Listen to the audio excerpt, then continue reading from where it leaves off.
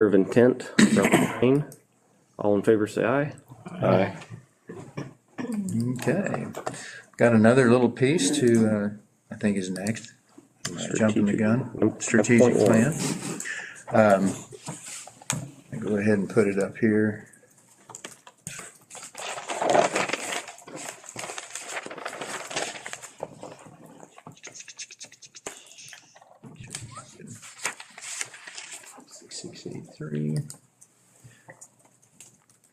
A couple weeks ago, we had our work session to redo our goals. During that discussion, we had shared not only our mission statement, but what we've done with our strategic plan with the community during the last couple of years. Talked a little bit about where we're going with the leadership work that we're doing with our teacher leaders and admin team there in the next throughout this year.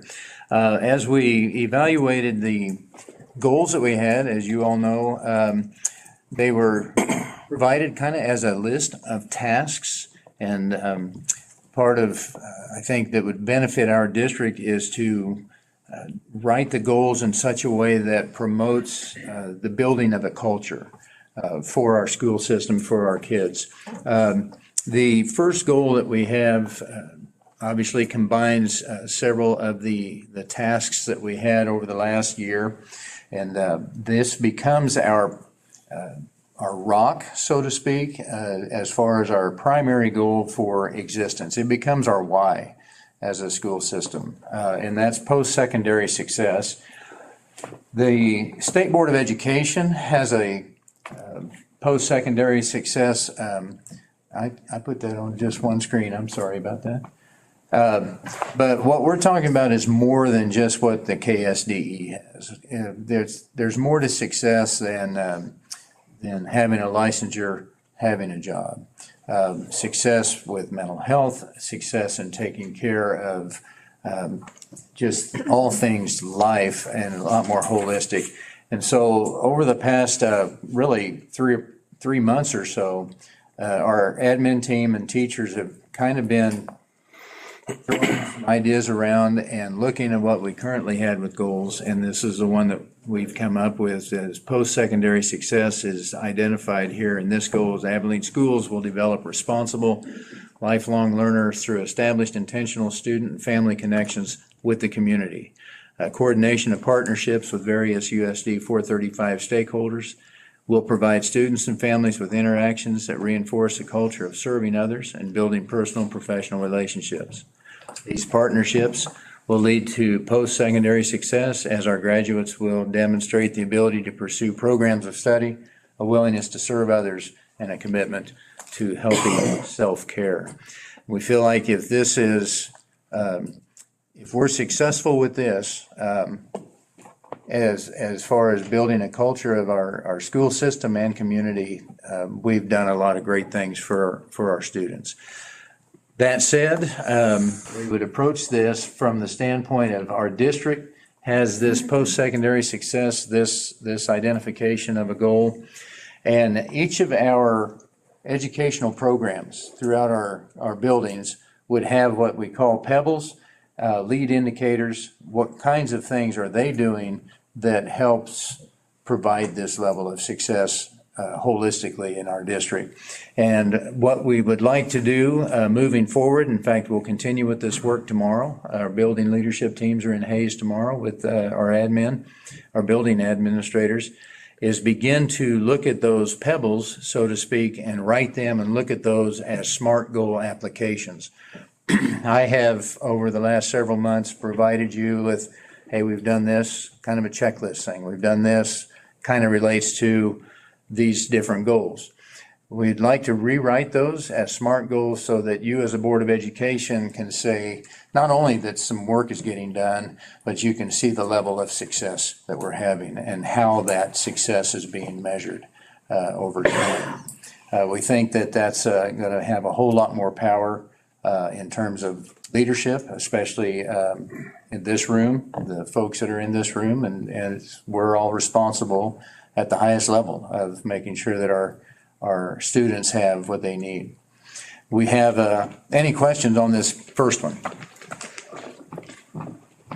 There are two other goals, and they're related to this post-secondary success. The second goal is a little bit more honed in on the career aspect and the work aspect of what schools can do. All USD 435 students will be provided with authentic career experiences to assist their pursuit of becoming successful and responsible community members. All students will experience age-appropriate introductions to career opportunities. Students in grades 6 through 12 will utilize individual plans of study. Instructional efforts will capture every student's imagination regarding career pursuits after graduation and help develop professional networks to encourage a desire to return to Abilene to raise another generation of students.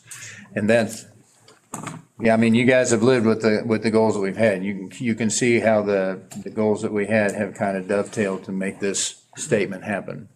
And then the third page is providing it references the pillar that we have from our strategic plan very closely. Professional learning and staff need to make sure that our staff, our teachers have the skills that they need to provide the educational experience, the instructional experience that we want to see for our students in this district. So we've taken the 10 that we had last year that we've kind of tried to keep track of. They've now become 3, and my periodic reports to you will be written in terms of the SMART goals to be specific, measurable, achievable, relevant, and time-bound. All of this will play very nicely when it comes time to deal with the accreditation visit that we would have, I don't know, 25, 26, I believe, with the state of Kansas. This is going to be, it'll be a piece of cake if we're measuring things like this and taking care of business in this way. Anybody on my admin team have anything to add to this mix? You guys have been pretty instrumental in every level to get to this point. And any questions from you all? I want to thank you for the work that we did on that Wednesday. That was great discussions, and cool things are on the horizon. I'm having technical difficulties here. Are we having more technical difficulty? I started it evidently.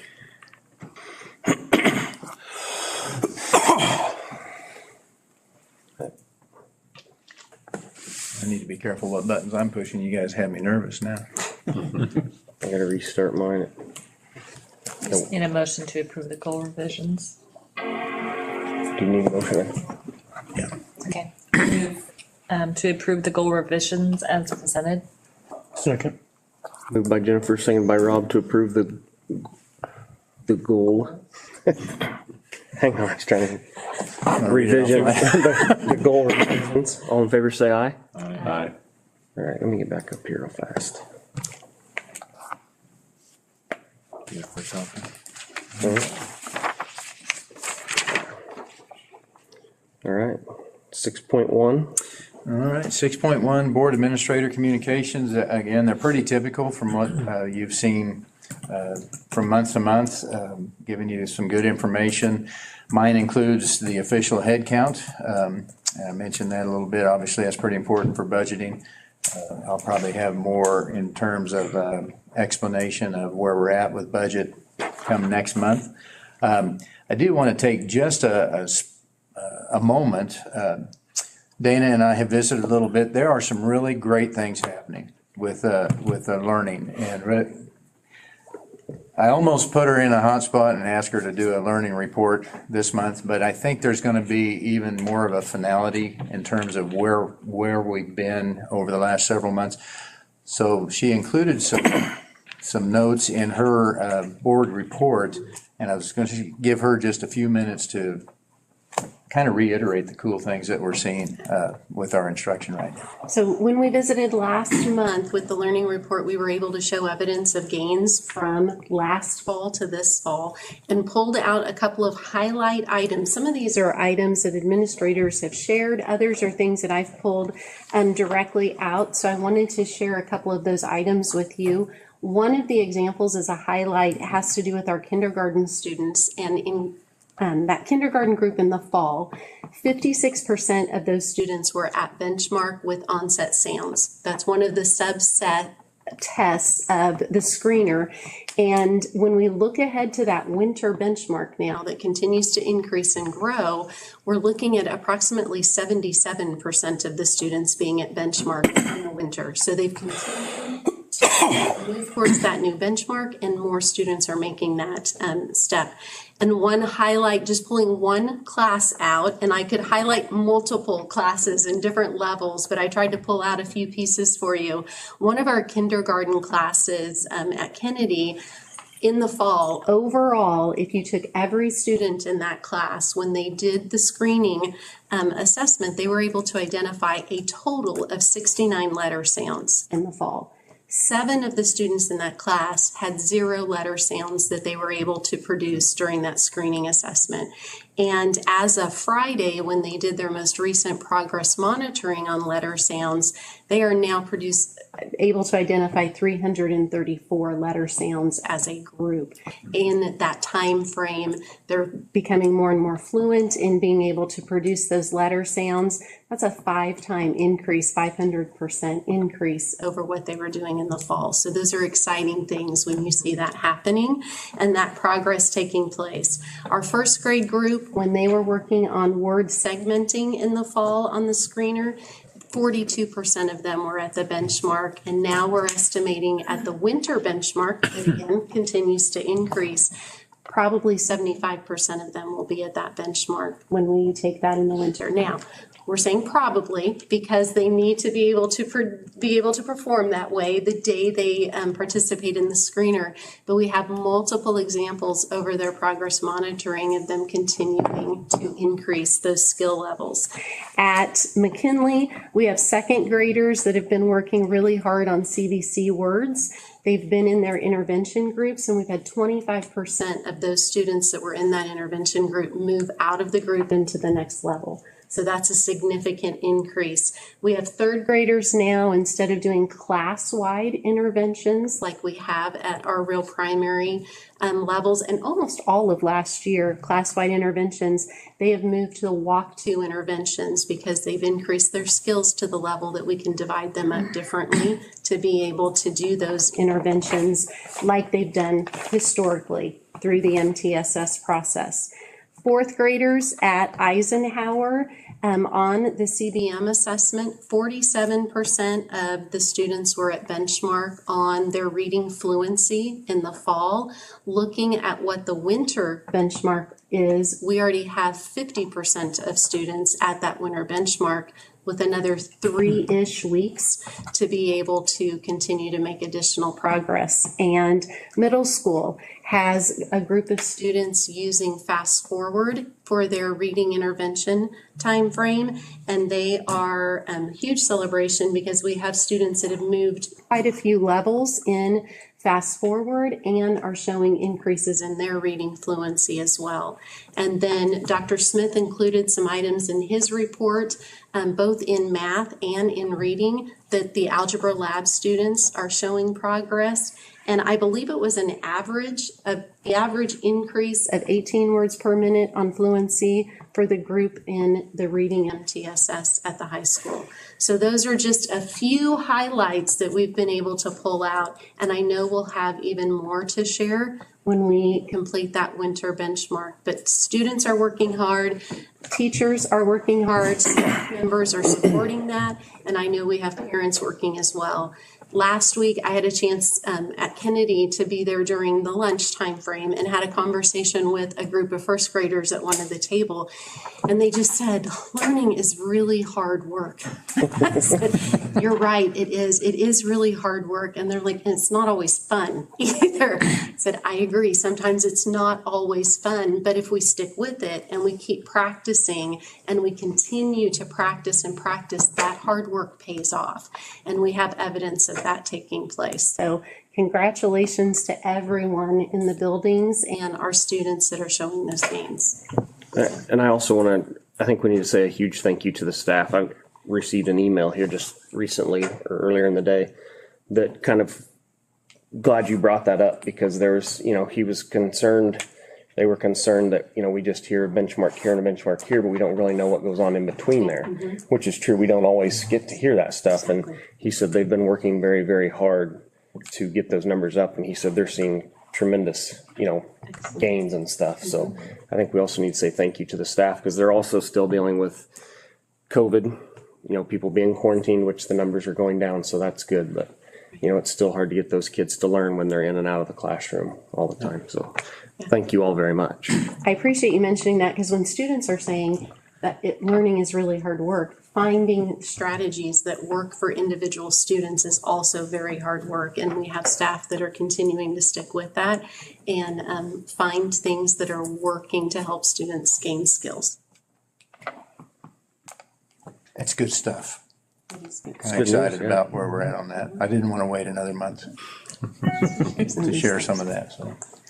Did anybody else have anything else that they wanted to highlight specifically that I really focused on reading updates this time and did not bring up very many math items? I think we could continue to work on math. So I think we could probably work on some math updates for next month as well too.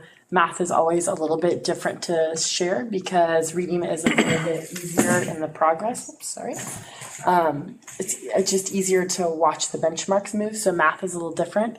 We recognized in our collaborations this week that we have never progress monitored with FastBridge for math because when we started it was March of 2020.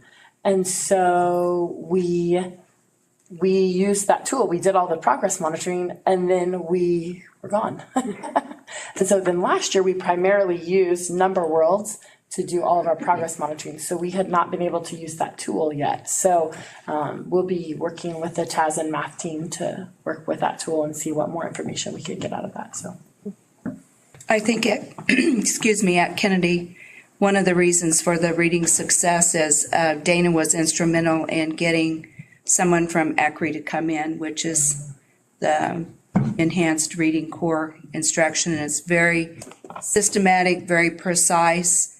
At first, when I was being trained, I thought, ooh, this is looking kind of boring because it's very letter specific and very structured. But every teacher up there has worked so hard to implement in the classroom. And luckily yesterday, when I observed in a first grade, I saw a new piece and I was just amazed at what the kids could sound out when looking at 4 and 5 parts in a word. And I was just awed. And it's only because of the foundation that they have already created. And let's see, we've been doing it about a month. It's a short. At least they had a little bit, because some of them were review lessons, so it probably has been a little over a month. Yes. Maybe 6 weeks. 6 weeks or so. But I think that's a key piece that was needed at the K1 level to really get the extra practice. It's very active practice that keeps the kids involved. And I just see a lot of success, and it's happy when you go in the rooms just to see the kids really involved in learning. Okay. Any questions you all have?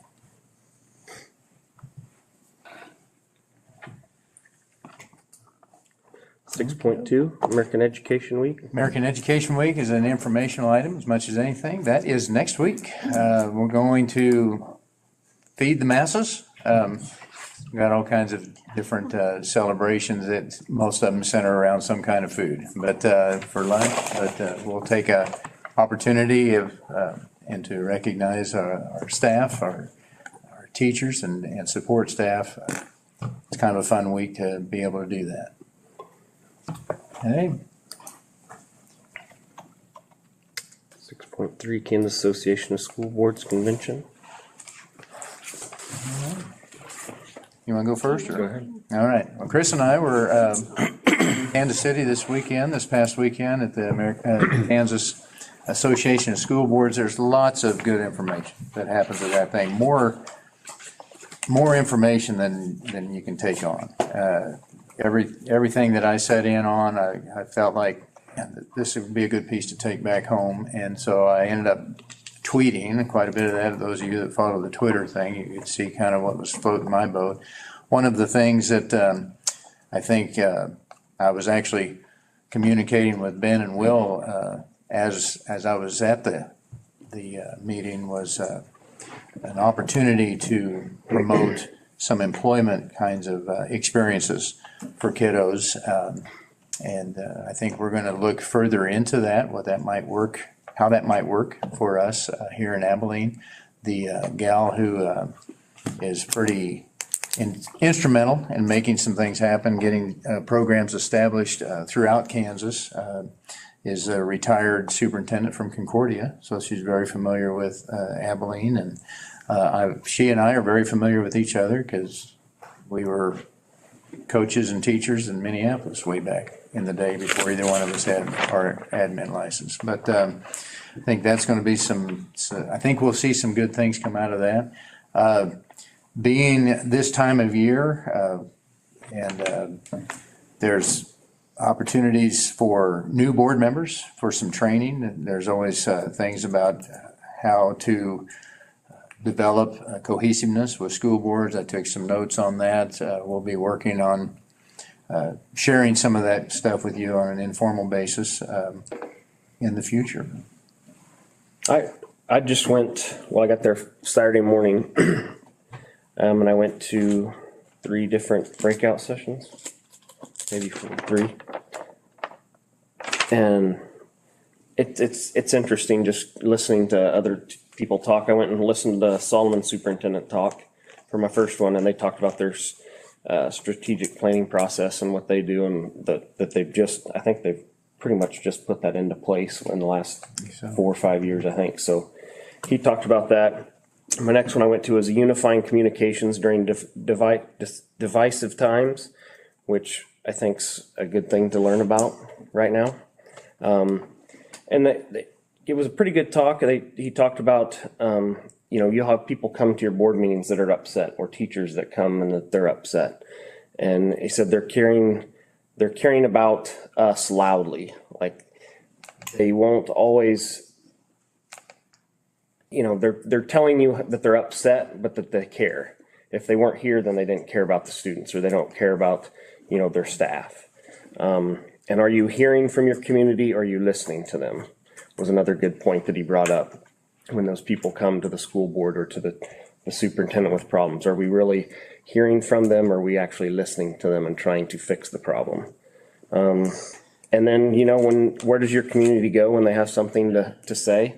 Do they come to the board meetings, or do they come to the superintendent's office or the principal's office? No, they'll go to the telephone. They'll go to social media. So he said, you want to try to, get your message out there, be available, so that people will want to come and talk to you and know that they can feel comfortable coming and talk to you instead of grabbing their phone and putting it out there on social media. And then the last one was positive public relations, was with Craig Marshall. Said he knew you. Mm-hmm. Yep. He didn't say nice things, but he said he knew you. It's a bad thing. And he just kind of talked about, he's at Burlington, and kind of talked about the things he'd done at that school since he got there, and how he communicated with the community. Because when he first got there, when he went for his interview, was the first time he'd ever been to Burlington, Kansas. He said, I walked in, he goes, I don't know anybody in town, I don't know any of the staff. He goes, but they liked me and I liked them, so he goes, I got the job. He said, now I had to try and sell a bond issue to these people in this town that I knew nothing about. So he went to social media, he got on the newspaper, or in the newspaper, and wrote a letter or a column once a month, and started building up his idea for this bond issue and why they needed it a month before they took it to the community or to the town. So he got to know people that way. And one of the things that I pulled out of his message was that if you're not in charge of the message that you're trying to send to your patrons or to your staff, then someone else is. And chances are they're sending the wrong message. So he said you need to focus on the message that you're trying to send and really get it out there so that people know, you know, the truth and what you're really trying to get accomplished. And, yeah. Good stuff. We'll have all 7 of you there next year, right?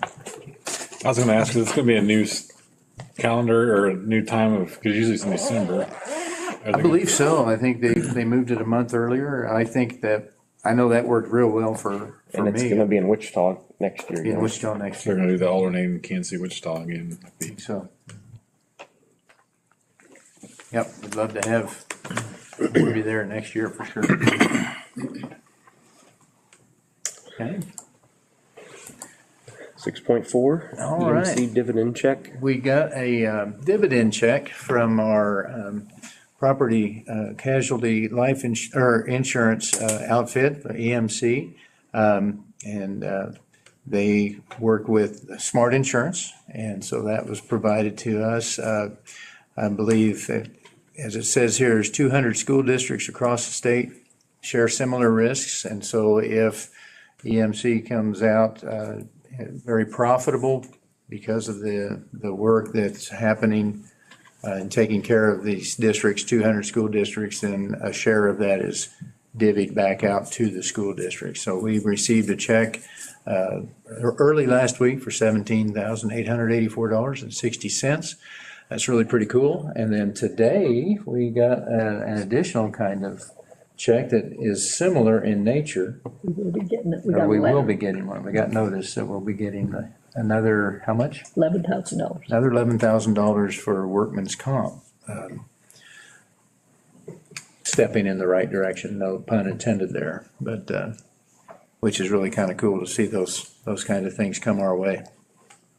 I think our workman's comp had gone up the previous years, hadn't it? So It has. This would be a welcome direction, we're going in the right direction finally, so You bet. That's, good to know. I was kind of surprised to hear it, quite frankly. All right.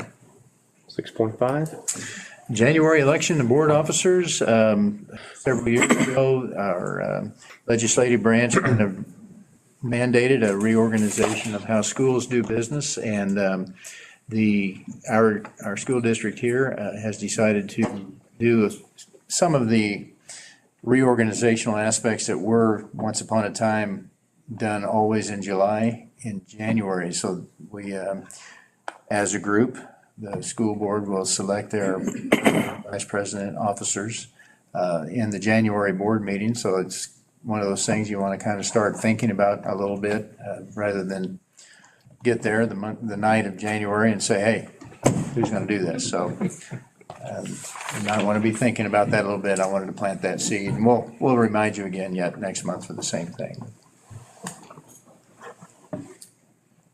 All right. 6.6, other. Let's be honest. Yet. I have no other. Anybody? Last call. Ethan, you haven't said anything all night. I got nothing for you. So we want to make a motion to adjourn. So moved. Awesome. Second. By Jeff, second by Jennifer to adjourn. All in favor, say aye. Aye. Have a good night.